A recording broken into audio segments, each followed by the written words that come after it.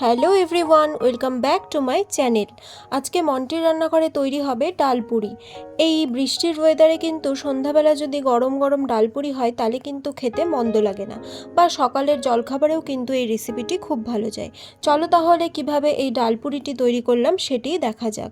আর আজকে কিন্তু আমি বাংলাদেশি স্টাইলে মানে দোকানের মতো ডালপুরি তৈরি করব। তো এই ডালপুরি বানানোর জন্য প্রথমেই আমি নিয়ে নিয়েছি হাফ কাপ মতো মুসুর ডাল। এবারে এই ডালটিকে খুব ভালোভাবে ধুয়ে নিতে হবে। আর এই ডালপুরিটি কিন্তু আজকে আমি একটু মোটা ধরনের ফুলকো ফুলকো যে কচুরির মতো হয় সেই টাইপের বানাবো। তো চলো ডালটিকে ভালো করে ধুয়ে নিই, তারপর বাকি রেসিপিতে যাব। ডালটি ধোয়া হয়ে গেছে। এবারে একটি কড়াইয়ের মধ্যে আমি যেহেতু হাফ কাপ মুসুর ডাল নিয়েছিলাম তাই 1.5 কাপ মতো জল নিয়ে নেব। আর এর মধ্যে দিয়ে দেব সেই হাফ কাপ পরিমাণ মতো মুসুর ডাল। ডালটি দেওয়ার পর এর মধ্যে দিয়ে দেব আমি হাফ টিস্পুন মতো হলুদ গুঁড়ো, আর দিয়ে দেব হাফ টিস্পুন মতো লবণ। এবারে এই সবগুলি উপকরণকে খুব ভালোভাবে একটু মিশিয়ে নেব, তারপরে ঢাকা দিয়ে কিন্তু এটিকে ফুটিয়ে নিতে হবে। আর এই ডালটিকে কিন্তু ফোটাতে হবে মিডিয়াম ফ্লেমে, যাতে এই ডালটি ভালোভাবে সেদ্ধ হয়ে যায়। আর এই ডালটি কিন্তু প্রপার সেদ্ধ হবে না, একটু দানা দানা ভাব থাকবে। এইদিকে চলো ডালটি সেদ্ধ হোক, আর তার মধ্যেই আমি ওই কচুরি বা ডালপুরির ডোটা তৈরি করে নিই। তার জন্য নিয়ে নেব 1.5 কাপ মতো ময়দা, আর নিয়ে নেব হাফ কাপ মতো আটা। আটা আর ময়দার এই রেশিওতে যদি তোমরা ডালপুরি তৈরি করো তাহলে ডালপুরি কিন্তু খুব সুন্দর ফুলবে আর খাস্তাও হবে। তো এবার এর মধ্যে দিয়ে দেব স্বাদ অনুযায়ী নুন, মানে হাফ টিস্পুনের একটু কম নুন, দিয়ে দেব হাফ টিস্পুন মতো মৌরি, আর দিয়ে দেব 1 টিস্পুন মতো জোয়ান। এখানে জোয়ানটিকে আমি হাত দিয়ে একটু ক্রাশ করে তারপর দেব, মানে একটু ঘষে দেব যাতে জোয়ানের ফ্লেভারটা ওই ডালপুরির মধ্যে ভালোভাবে যায়। তো এবার এর মধ্যে দিয়ে দেব মানে 1 পিঞ্চ মতো হিং। এই হিংটা অপশনাল, তবে হিংটা দিলে কিন্তু এই ডালপুরির স্বাদটি খুবই ভালো হয়। তো এবার এর মধ্যে দিয়ে দেব 2 টেবিল স্পুন মতো সাদা তেল। তারপরে এই সবগুলো উপকরণকে কিন্তু খুব ভালোভাবে ময়ান দিয়ে নিতে হবে। যত ভালো ময়ান দেওয়া হবে এই ডালপুরিগুলো কিন্তু তত ভালো, মানে তত বেশি খাস্তা হবে আর তত ভালো ফুলবে। যতক্ষণ পর্যন্ত না হাত দিয়ে মানে দলা দলা হয়ে আসবে ঠিক ততক্ষণ পর্যন্ত কিন্তু ময়ান দিয়ে নিতে হবে। তো এখানে কিন্তু ময়ান দিয়ে নেওয়া হয়ে গেছে। এবার পরিমাণ মতো জল দিয়ে এই ময়দাটিকে বা ময়দা আটার মিশ্রণটিকে খুব ভালোভাবে কিন্তু মেখে নেব।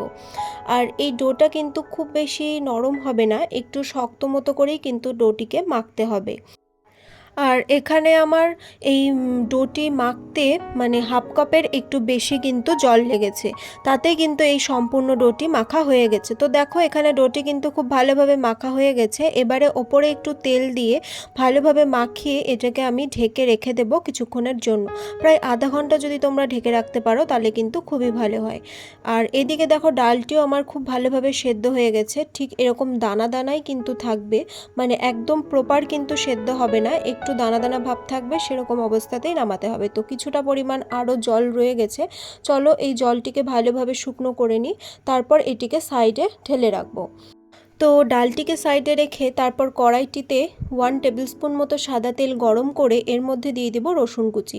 এখানে আমি 2 টেবিল স্পুন মতো রসুন কুচি দিয়েছি। আর এই ডালপুরিতে যতটা বেশি পরিমাণ রসুন ইউজ করা যাবে তত কিন্তু এটা ফ্লেভারফুল হবে আর খেতে ভালো লাগবে। এবার এর মধ্যে দিয়ে দেব 1 টেবিল স্পুন মতো কাঁচা লঙ্কা কুচি, আর দেব হাফ কাপ মতো পেঁয়াজ কুচি। এবারে খুব অল্প পরিমাণে মানে 1 চিমটে মতো নুন দেব, যাতে এই পেঁয়াজটি নরম হয়ে গোল্ডেন ব্রাউন হয়ে ভাজা হয়ে যায়।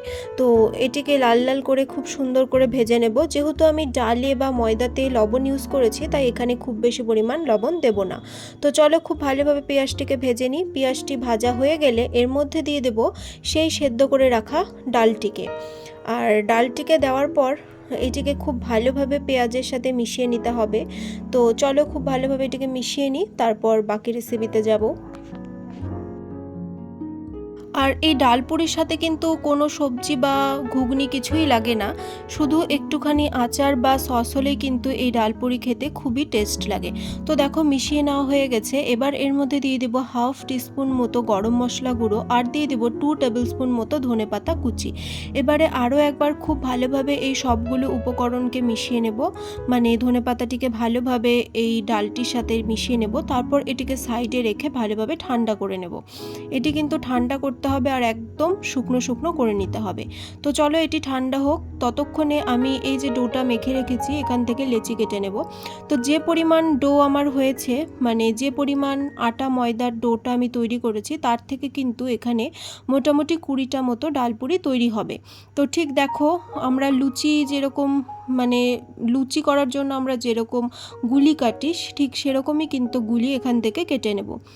এমন সাইজের গুলি করলেই কিন্তু খুব সুন্দর ডালপুরি তৈরি হবে। এবারে এই যে গুলিগুলো কাটলাম এটিকে মানে মাঝখানটা বাটির মতো শেপ দিয়ে তারপরে যেভাবে পুর ভরে ঠিক সেইভাবেই কিন্তু ডালের পুর ভরে নেব। তো খুব বেশি কিন্তু ভেতরটা পাতলা করবে না, মানে খুব বেশি কিন্তু ভেতরটায় চাপ দেবে না, তাহলে ডালপুরিগুলো কিন্তু যখন হাত দিয়ে প্রেস করবে বা বেলবে তখন কিন্তু মানে পুরটি বেরিয়ে যেতে পারে। মানে সাইডটাকে পাতলা করবে আর ভেতরটা কিন্তু একটু মোটাই রাখবে। তো ঠিক এরকম অবস্থায় বাটির মতো করে এর ভিতর দিয়ে দেব ডালের পুরটি। মোটামুটি ধরো 1 চামচ মতো ডালের পুর গোল করে আমি এর মধ্যে দিয়ে দিলাম। এবারে চারিদিক থেকে মুখটা বন্ধ করে নেব আর খুব ভালোভাবে এটি মানে গোল করে নেব, সমান করে গোল করে নেব।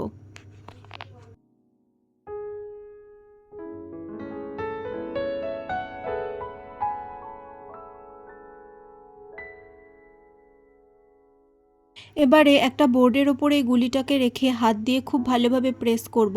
খুব বেশি কিন্তু এটা পাতলা হবে না, একটু মোটা মোটা ভাব থাকবে। দেখো আমি তোমাদের সাইডটা দেখাচ্ছি ঠিক কেমন মোটা রাখবে। তো আরেকটু হাত দিয়ে এরকম চেপে চেপে আরেকটু পাতলা করব, মানে ঠিক এটা কিন্তু একটু মোটাই হবে। তো খুব ভালোভাবে এটি বেলে নিলাম, মানে হাত দিয়ে এটি হয়ে গেল প্রেস করে। তো চলো এবার এগুলোকে ভাজবো। তার জন্য কড়াইয়ে আমি কিছুটা পরিমাণ সাদা তেল ভালোভাবে গরম করে নিয়েছি। এবারে গ্যাসের ফ্লেমটিকে কিন্তু মিডিয়ামে রেখে এই ডালপুরিগুলোকে ভেজে নেব। আর ওপর দিয়ে একটু তেলটাকে এভাবে ছড়িয়ে দেবে, তাহলে দেখবে তখনই কিন্তু এই ডালপুরিগুলো খুব ভালোভাবে ফুলে যাচ্ছে। ঠিক গোল্ডেন ব্রাউন হওয়া অবধি কিন্তু এটিকে এপিট ওপিট করে ভেজে নেব, তারপর এটিকে নামিয়ে নেব। দেখো এগুলো কিন্তু ভাজা প্রায় হয়ে এসেছে, এবার এটিকে নামিয়ে নেব। তারপরে কিন্তু গরম গরম এটিকে পরিবেশন করব সস বা আচারের সাথে। তো এই রেসিপিটা কিন্তু তোমরা একদিন বাড়িতে ট্রাই করে দেখতে পারো, আশা করছি কিন্তু খুব ভালো লাগবে। আর এই ডালপুরি কিন্তু একদম দোকানের স্টাইলে হয়েছে, এটি খেতে খুবই সুস্বাদু আর গরম গরম কিন্তু এটিকে তোমরা খাবে। আমার এই রেসিপিটি যদি তোমাদের ভালো লাগে তাহলে অবশ্যই ভিডিওটি লাইক করবে, শেয়ার করবে এবং চ্যানেলটিকে সাবস্ক্রাইব করে পাশে থাকবে। আরও নতুন নতুন ভিডিও পাওয়ার জন্য অবশ্যই বেল আইকনটিকে প্রেস করে রাখবে। একটা ডালপুরি আমি তোমাদের ভেঙে দেখাচ্ছি এটি ঠিক কতটা সফট, মানে কতটা ক্রাঞ্চি আর ভেতরটা কতটা সফট হয়েছে। তো আজ তবে চলে, দেখা হবে অন্য কোনো দিন নতুন কোনো রেসিপি নিয়ে। Thank you.